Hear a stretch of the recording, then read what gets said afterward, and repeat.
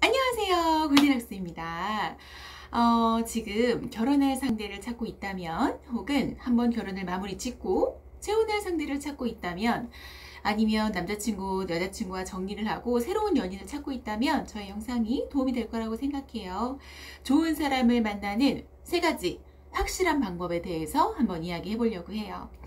제가 결혼을 조금 일찍 했어요. 제가 결혼 처음 할 때 친구들이 야, 다른 사람은 몰라도 네가 결혼을 일찍 할 줄은 정말 상상도 못했다, 이런 얘기를 들으면서 결혼을 했거든요.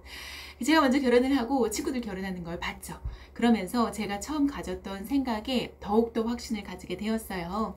사람을 알아보는 방법 3가지 하나씩 한번 알려드려 볼게요. 자, 첫 번째는요, 나의 반쪽을 만나고 싶다면 따져야 해요. 아주 잘 따져야 해요. 상대방의 돈, 직업, 연봉, 건강, 외모, 성격이 아니에요.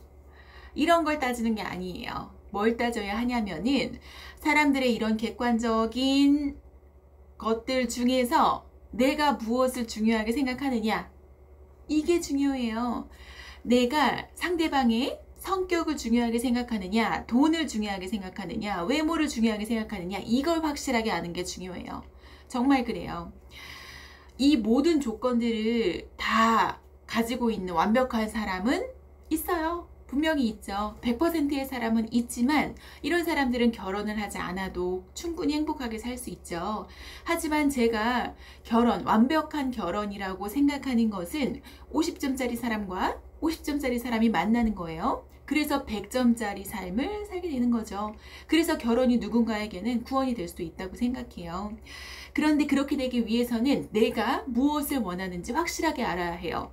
내가 만약 상대방에게서 돈을 원한다, 나는 조금 편하게 살고 싶고 돈을 원한다, 이게 나쁘다고 생각하지는 않아요. 그런데 돈을 보고 결혼을 했으면은 외모, 성격 이런 거 감안하고 사는 거죠. 내가 상대방의 외모를 보고 결혼을 했어요. 그러면은 그래, 나 외모 보고 결혼했으니까 돈은 같이 벌자, 이런 마음가짐이면은 충분히 행복하게 살 수 있더라고요. 첫 번째는 잘 따지는 건데, 상대방의 조건보다는 내가 이 조건 중에서 어떤 것을 중요하게 생각하느냐, 이것을 잘 따져봐야 된다고 생각해요. 자, 그 다음 2번째 뭐냐면 상대방의 집안을 따지는 거예요. 황당하죠? 재혼을 고려하시는 분들이라면 이 말 이해하실 거고요. 결혼을 준비 중이신 분들이라면 이 말 이해 못할 거예요. 저도 결혼 전에는 집안 어르신들이 나의 결혼 생활에 미치는 영향에 대해서 전혀 생각하지 못했어요.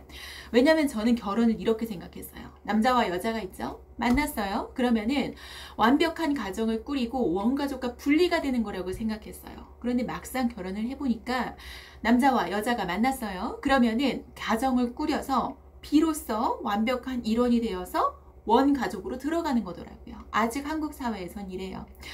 결혼을 하면은 예전에는 생각하지도 못했던, 상상하지도 못했던 의무와 경조사들이 엄청나게 많아요. 그런 일을 해야 하더라고요. 그때마다 집안 어른들을 마주치지 않을 수가 없어요.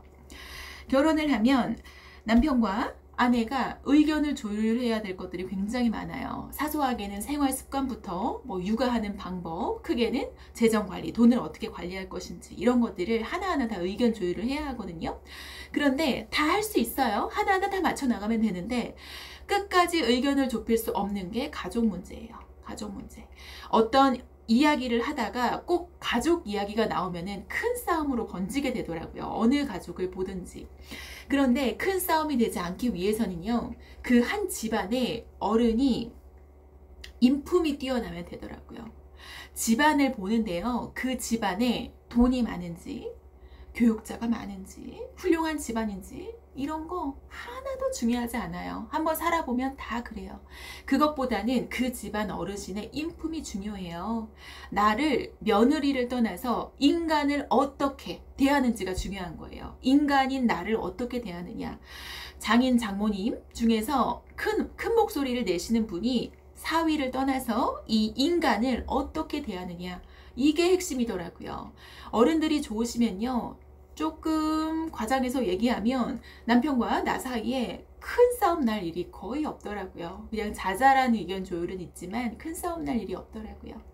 그래서 봐야 되는 거는 두 번째 집안. 집안 중에서도 집안 어르신의 인품을 봐야 해요. 세 번째는요, 높이는 거예요. 뭐를 높이냐? 나의 외모, 연봉, 학벌? 아니에요. 이런 걸 높이는 게 아니라 나의 의식 수준을 높이는 거예요. 내가 지금보다 훨씬 뛰어난 외모를 갖게 되고 지금 연봉의 2배, 3배, 4배를 번다면 행복한 결혼 생활을 보장할 수 있을까요? 그렇지 않아요. 물론 내가 지금보다 엄청나게 예뻐지고 연봉이 3배, 4배, 5배 늘어난다면 결혼할 기회가 많은 건 맞겠죠. 결혼을 할 수 있는 기회는 많아질 거예요. 결혼정보회사에서 높은 점수를 받을 수 있는 거잖아요. 그런데 이게 행복한 결혼 생활, 성공적인 결혼 생활을 확신하냐? 그거는 아닌 거예요. 결코 그렇지 않아요. 내가 정말로 높여야 되는 건 의식 수준이에요. 의식 수준. 의식이란 건 뭐냐?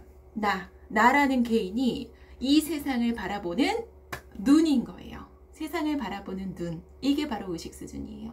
그러면 이 의식 수준을 높여야 결혼을 잘한다던데 이 의식 수준은 어떻게 높여야 하나요? 라고 질문을 할 수 있겠죠. 제가 생각했을 때는 3가지 정도라고 생각해요. 첫 번째는 사람을 많이 만나보는 거예요. 어른들이 야 놀아본 여자가 시집 잘 가 이런 얘기 하잖아요. 100% 공감하지는 않지만 어느 정도 이해는 가는 말이에요. 사람을 많이 만나다 보면은 사람을 보는 눈, 세상을 보는 관점이 넓어지거든요. 그리고 그뿐만 아니라 나에 대해서도 더 잘 알게 돼요. 그래서 도움이 된다고 생각해요.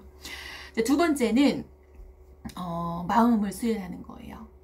연애를 많이 하지 않고도 연애를 한 번도 해보지 않고도 좋은 결혼을 할 수 있다고 생각해요. 좋은 사람을 만날 수 있어요. 그거는 자기 마음이 잘 수련돼 있을 때예요.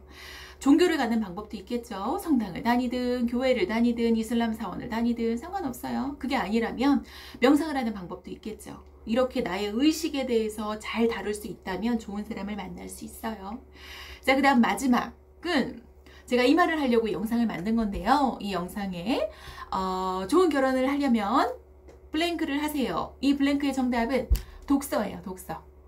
어쩌죠? 영상 끄는 소리가 들리네요. 독서를 하면 좋은 사람 만날 수 있어요. 자, 독서를 통해 가지고 지식이 많아지면 나와 지식을 공유하는 사람과 만날 수 있다? 이 말을 하는 게 아니에요. 독서를 하고 나의 관점이 넓어지잖아요. 내가 세상을 보는 눈이 넓어지는 거예요. 그러면 많은 것에 관대해질 수 있거든요. 그러면 좋은 사람을 만날 수 있어요. 결혼정보회사에 등록하지 않아도 좋은 사람이 내 옆에 100점짜리 사람이 내 옆에 딱 나타날 거예요. 저는 이걸 확신해요. 지금 연인과 헤어지고 힘들어하고 있거나 아니면 한 번의 결혼을 실패했다고 하더라도 저는 이게 결코 실패라고 생각하지 않아요. 한 번의 기회라고 생각하거든요. 내가 세상을 바라보는 눈을 기를 수 있는 그런 기회인 거예요. 정말 그렇게 생각해요. 독서를 통해서 좋은 사람을 만날 수 있다고 생각해요. 제가 이야기한 이 3가지를 고려해서 정말 좋은 사람을 만났으면 좋겠어요. 내가 원하는 것이 무엇인지 잘 알고 이에 맞는 사람을 만나서 결혼이란 게 인생의 터닝 포인트가 되기를 진심으로 바래요. 행복하게 지내기를 정말 진심으로 바래요. 행복하세요.